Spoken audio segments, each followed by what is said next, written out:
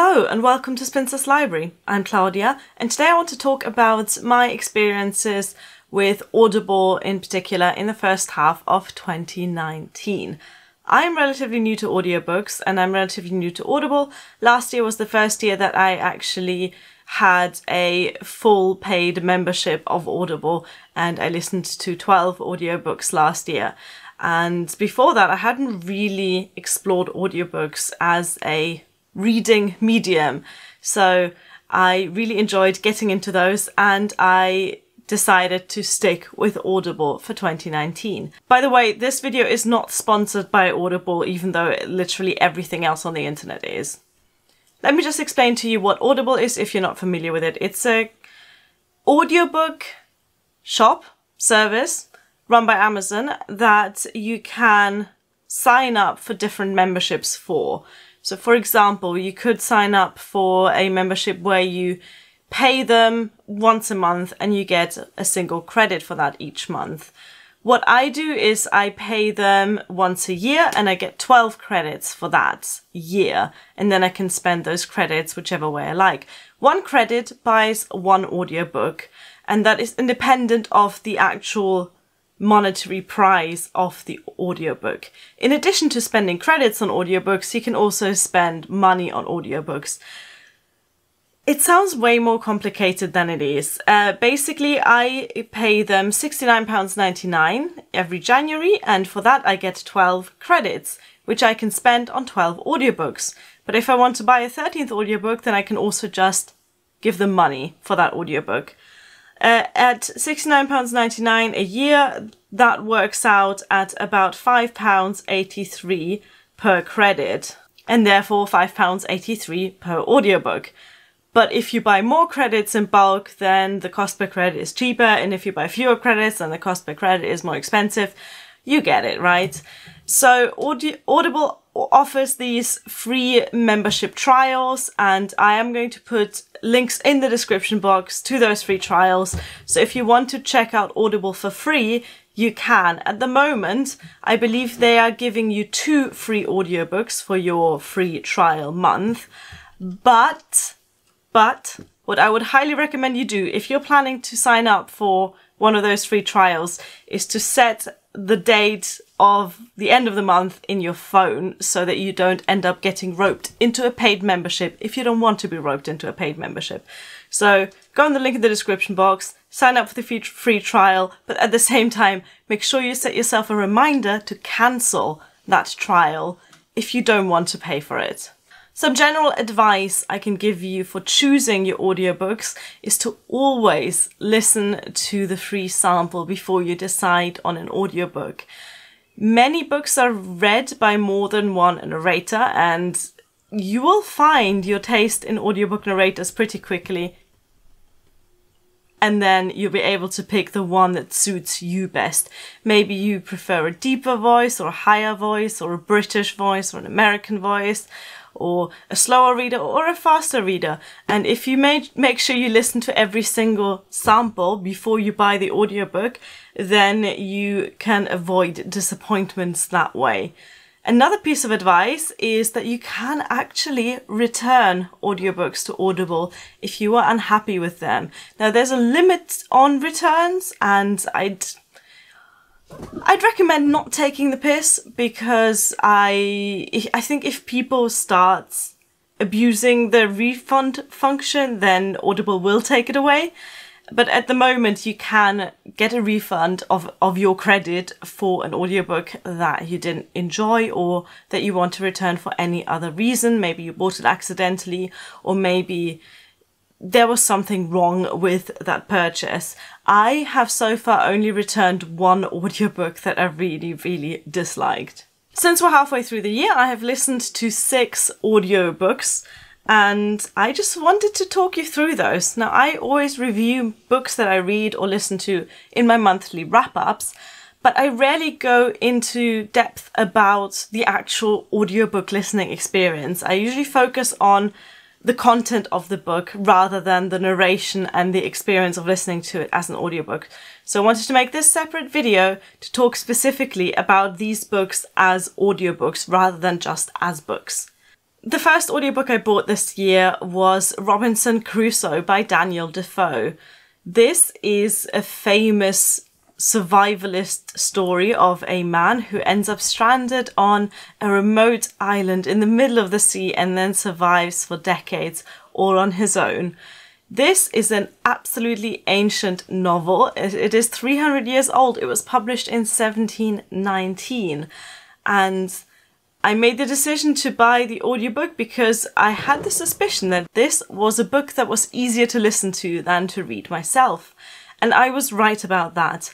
The audiobook that I got was read by Simon Vance, and the narrator was another draw for me because I had listened to his audiobooks previously, and he is a fantastic audiobook narrator, a real pro. He really knows how to bring a story to life. His voice is very pleasant, and he's on the thin line between narrating and acting out the voices that makes his audiobooks a very pleasurable listen. I absolutely made the right decision in going for the audiobook for Robinson Crusoe because the writing style is quite archaic. The sentences are very, very long. There's a lot of run-on sentences. I imagine if you read it on a page, there are sentences that take up at least half a page. And it just confirmed my opinion that classics are very well suited for audiobooks, because when we have this slightly unfamiliar language read out to us, it makes it much more easy for us to understand and to focus on the content of the story. For Robinson Crusoe, Simon Vance actually puts on a Yorkshire accent because the character Robinson Crusoe is from Yorkshire. And this was slightly distracting to me at first because I had previously heard him read in what I assume is his natural voice, but maybe he just puts on all of the accents. Maybe he's secretly Australian or something, I don't know. But the Yorkshire accent was a little bit distracting at first, but you kind of get used to it and then you don't notice it anymore. Overall, a fantastic audiobook experience, and I can recommend, if you're planning to read Robinson Crusoe, to just go straight to the audiobook because it will make it easier for you to follow this story. The second audiobook I bought was a memoir. And this is Tara Westover's Educated. This book was very hyped about 1 or 2 years ago when it came out. And this is the story of a woman who grew up in the middle of nowhere in America in a very weird fundamentalist family. As the title suggests, this is mainly about her education, about how she found her way from homeschooling to university, to eventually get a PhD from, I believe, Cambridge. This audiobook is read by Julia Whelan, and it's a fine narration. For my tastes, it's a little bit too breathy, especially when she describes the beauty of the Idaho landscape. I just feel like it's just a little bit too sensual for me. You get what I mean. Otherwise, good narration. I didn't enjoy the book as much as most people did, but cats, can you stop? But still, a decent audiobook. I'm not sure if it added anything to the story for me. I think generally with memoirs, I prefer having the author read the book. And usually with memoirs, that's the case. Usually it is the author actually reading out the story. In this case, it wasn't, and maybe that put a bit of distance between me and the book itself. Next, I bought Harry Potter and the Philosopher's Stone by J.K. Rowling, read by Stephen Fry. And that's not the first time that I have listened to that particular audiobook, but this is the first time I've owned it legally. If you are in America, then your audiobooks will be read by Jim Dale. However, if you are in the UK, then you will be familiar with Stephen Fry's narration. Stephen Fry has, without a doubt, the best voice for audiobooks. Though at the point when he was recording Harry Potter and the Philosopher's Stone, I have to say he was not the most talented audiobook narrator. He has since improved quite a lot. Even the later Harry Potter audiobooks are just much more better. They're just better narrated. And then if you go even further to the audiobooks that he's narrated in recent years, like the Sherlock Holmes collection that he did recently, he really honed his craft as an audiobook narrator. But it is still a fantastic comfort listen. I used to fall asleep to these audiobooks every single night. That was before I discovered podcasts, by the way. It's become one of my favorite ways of rereading and re-experiencing the Harry Potter novels. The reason why I chose this time to pick up Harry Potter and the Philosopher's Stone is because I'm running a Harry Potter podcast in which I discuss each chapter of the books in a podcast episode. And I like listening to the audiobooks and then typing up my notes as I listen, which is an amazing feat of multitasking that I wouldn't be able to do if I read them from my paper copy. The next audiobook I bought was The Children of Men by P.D. James. I really enjoyed the book.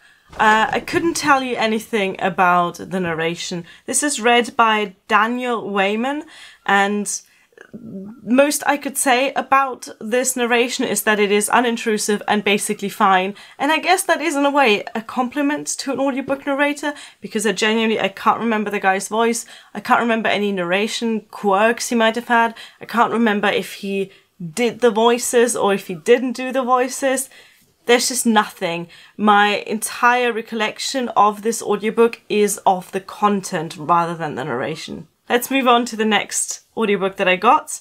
At this point we're on a dystopian roll, and I picked up George Orwell's 1984, which is narrated by Andrew Wincott.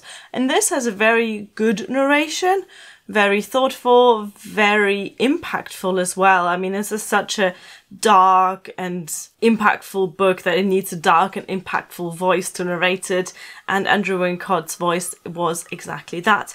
However, I wish that I had gotten this on paper instead first. In fact, I did buy 1984 on paper after finishing the audiobook. The reason why I didn't enjoy this as an audiobook experience is because there are so many bits in this book that I wanted to underline, I wanted to highlight, that I wanted to stick these tiny yellow flags into, just bits that I wanted to mark. And that is weird for me. I don't usually write in books at all. So that feeling of wanting to highlight passages just tells you how amazing this book is and how much it stayed with me, even as I was listening to it. So George Orwell's 1984 is definitely due a reread, and I will be going at it with a highlighter pen. So maybe I would recommend getting the audiobook for this one if you've already read it, if this is a reread for you. But as a first-time reader, stick to the paper book, because you will want to reread passages. You'll want to go back and let some of the sentences really sink in. And then we get to my audiobook read for this month, which is Parable of the Sower by Octavia E. Butler. I told you I was on a dystopian roll. This is the story of a 15-year-old girl growing up in California in the 2020s. Now, this book was written in 1993, so the 2020s were still away in the future. Ew. A seagull just shat on my window. Living by the sea, eh? So, Parable of the Sower, dystopian novel set in the 2020s, and this novel is read by Lynne Thigpen. The book was amazing. I can't wait to talk about this in my upcoming wrap-up, and I don't want to spoil anything now. But the narration was really good and added to the story. It was quite a slow narration. It was quite deliberate, but I felt like it gave the story enough time to breathe.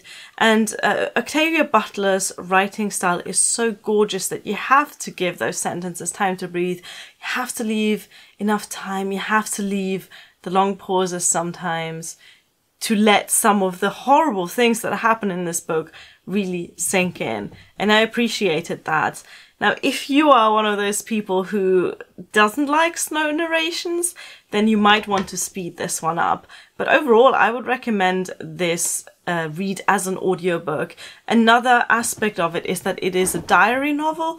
So the narrator is speaking as the voice of the main character, and she did that really well. There you go, those were the audiobooks that I've listened to in the first half of 2019. There will be a part 2 of this wrap-up, of course, at the end of the year when I've listened to the other 6 audiobooks that I'm going to buy with my Audible credits this year.